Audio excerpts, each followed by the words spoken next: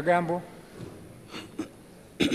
Mheshimiwa Naibu Spika, kwa kuwa jiji la Arusha liliingia kwenye mradi wa TACTIC toka mwaka 2023 na mwaka 2024 Januari litangazwa tenda kwa ajili ya kujenga stendi ya kisasa jiji la Arusha, lakini mpaka leo ni mwaka mmoja na miezi mitatu bado mkandarasi hajaenda site. Je, ni lini serikali itaanza kujenga stendi ya jiji la Arusha?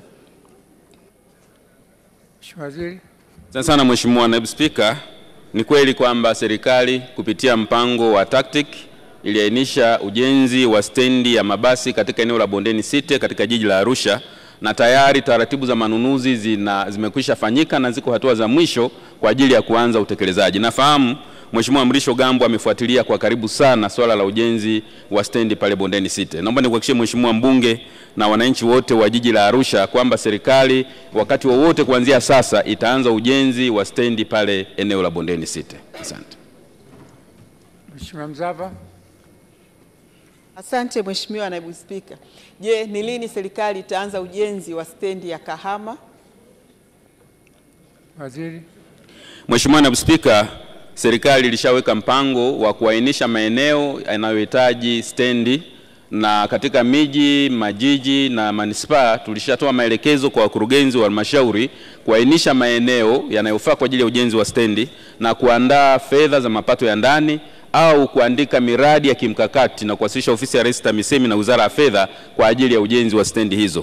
Kwa naomba nitumie fursa hii kwa niaba ya Waziri wa Nchi, ofisi ya Rais TAMISEMI, kumwelekeza mkurugenzi wa manispaa ya Kahama kuandaa andiko hilo na kuwasilisha ofisi ya Rais TAMISEMI, na ni pia kuanza kutenga mapato ya ndani kwa ajili ya ujenzi wa stendi hiyo. Asante. Mheshimiwa, tunaendelea. Mheshimiwa Shonza, Juliana Shonza.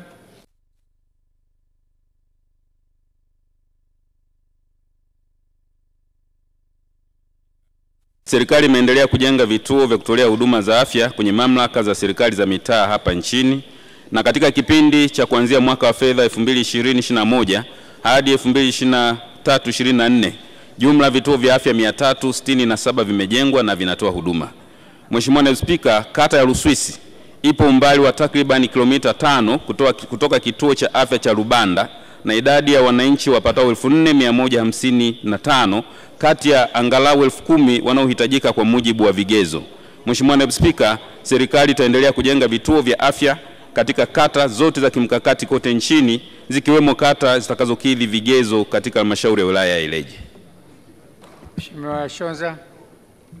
Mheshimiwa Naibu Spika, nashukuru kwa majibu ya serikali. Nitakuwa na maswali mawili ya nyongeza. Swali la kwanza, wananchi wa kata ya Kalembo wameanzisha ujenzi wa kituo cha afya. Naomba kufahamu ni lini serikali itapeleka fedha ili kuweza kumalizia hicho kituo cha afya.